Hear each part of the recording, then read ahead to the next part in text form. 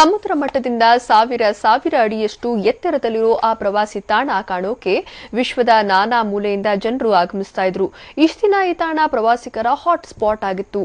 ಆದ್ರೆ ಇದೀಗ tourist place ಪ್ರವಾಸಿಗರಿಗೆಲ್ಲ ಲೂಟಿಕೋರರ favourite spot ಆಗಿದೆ.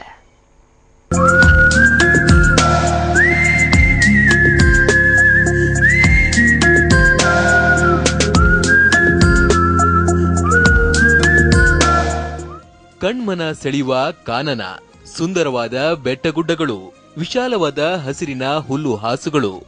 ಈ ಕೆಮ್ಮಣ್ಣುಗುಂಡಿಯ ನಿಸರ್ಗದ ಮ್ಯಾಜಿಕ್ಗೆ ಮನ ಸೋಲದವರೇ ಇಲ್ಲ. ಅಂದಹಾಗೆ ಇದು ಸುಡು ಬೇಸಿಗೆಯಲ್ಲೂ ತಣ್ಣನೆ ಗಾಳಿ ಬೀಸೋ ಕೆಮ್ಮಣ್ಣುಗುಂಡಿ. ಈ ಹೆಸರು ಕೇಳಿದ್ರೆ ದೇಶ ವಿದೇಶದ ಪ್ರವಾಸಿ ಪ್ರಿಯರ ಎದೆಯಲ್ಲಿ ಪುಳಕ ಉಂಟಾಗುತ್ತೆ. ಇದೀಗ ಈ ಕೆಮ್ಮಣ್ಣುಗುಂಡಿಗೆ ಬರೋ ಪ್ರವಾಸಿಗರ ಬಳಿ ಸರ್ಕಾರ ಹಣ ಕೀಳೋಕೆ ಶುರು ಮಾಡಿದೆ. ಸರ್ಕಾರ ಕೆಮ್ಮಣ್ಣುಗುಂಡಿಗೆ ಬರೋ ಟೂರಿಸ್ಟ್ಗಳ ಬಳಿ ಪಾರ್ಕಿಂಗ್ ಶುಲ್ಕ ಅಂತ 50 ರಿಂದ 200 ರೂಪಾಯಿವರೆಗೂ ವಸೂಲಿ ಮಾಡ್ತಿದ್ದು ಪ್ರವಾಸಿಗರ ಆಕ್ರೋಶಕ್ಕೆ ಕಾರಣವಾಗಿದೆ.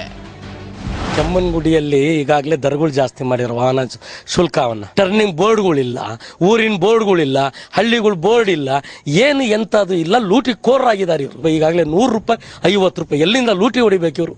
ಇಲ್ಲಿ 1 ರೂಪಾಯಿ ಕೆಜಿ ಅಕ್ಕಿಗಂತ ಸಿದ್ದರಾಮಯ್ಯ ಅವರು ಮೊನ್ನೆ ಮುಖ್ಯಮಂತ್ರಿಗಳು ಘೋಷಣೆ ಮಾಡ್ತಾರೆ. ಇಲ್ಲಿ 99 ರೂಪಾಯಿ ವಸೂಲಿ ಮಾಡ್ತಿದ್ದಾರೆ. ಇದು ಲೂಟಿ ಹೊಡಿತಾರೆ ಸರ್ಕಾರ. ಇದು ಇನ್ನೂ ಇಲ್ಲಿ ಹೇಳ್ಕೊಳ್ಳುವಂತ ಸೌಲಭ್ಯವಿಲ್ಲ.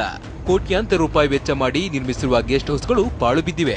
ಪ್ರಾಣ ಹೋಗ್ತಿದೆ ಅಂದ್ರೂ ಕುಡಿಯೋಕು ಒಂದು ಹನಿ ನೀರು ಸಿಗದೆ ಇರೋ ಪರಿಸ್ಥಿತಿ ಇದೆ. ಆ ಅವ್ಯವಸ್ಥೆಯನ್ನ ಸರಿಪಡಿಸಿ ಪ್ರವಾಸಿ ಸ್ನೇಹಿ ಆಗ್ಬೇಕಿದ್ದ ಸರ್ಕಾರ ಇದೀಗ ಇಲ್ಲಿ ಬರೋ ಪ್ರವಾಸಿಗಳ ಬಳಿ ಹಣ ಸುಲಿತಿದೆ. ಇಷ್ಟೇ ಅಲ್ಲ, ಕೆಮ್ಮಣ್ಣುಗುಂಡಿಯಿಂದ ಅಬ್ಬೆ ಫಾಲ್ಸ್ಗೆ ತಲುಪಲು ಸರ್ಕಾರ ತಲೆಗೆ ಬರೋಬ್ಬರಿ 500 ರೂಪಾಯಿ ಕೀಳ್ತಿದೆ ಅನ್ನೋದು ಪ್ರವಾಸಿಗರ ಆರೋಪವಾಗಿದೆ.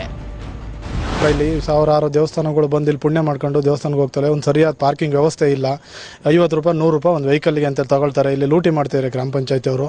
ಇಲ್ಲಿ ಒಂದು ಗೇಟ್ ಸರಿಯಾದ ವ್ಯವಸ್ಥೆ ಇಲ್ಲ. ಆಮೇಲೆ ಈ ಟರ್ನಿಂಗ್ಸ್ ಇದೆ, ಒಂದು 2 ಕಡೆ ನೀರೆಲ್ಲ ಬರುತ್ತೆ, ಟರ್ನಿಂಗ್ಸ್ ಇದೆ. ಅಲ್ಲೊಂದು ತಡೆ ಗೋಡೆ ಏನಾಗಲಿ ಏನಾರಾಗಲಿ ನಿರ್ಮಾಣ ಮಾಡಿಲ್ಲ. ತುಂಬ ತೊಂದರೆ ಆಗ್ತಾ ಇದೆ. ಒಟ್ನಲ್ಲಿ ಪ್ರತಿದಿನ ಸಾವಿರ ಜನರು ಪ್ರಕೃತಿಯ ತೆಕ್ಕೆಗೆ ಬೀಳೋಕೆ ಇಲ್ಲಿಗೆ ಆಗಮಿಸುತ್ತಾರೆ. ಆದ್ರೂ ಸರ್ಕಾರ ಪ್ರವಾಸಿಗರಿಗೆ ಮೂಲ ಸೌಲಭ್ಯ ಒದಗಿಸುವ ಬದಲು ಹಣ ಮಾಡೋಕೆ ಮುಂದಾಗಿರುವುದು ವಿಪರ್ಯಾಸ. ದೀಪಕ್, TV9 ಚಿಕ್ಕಮಗಳೂರು.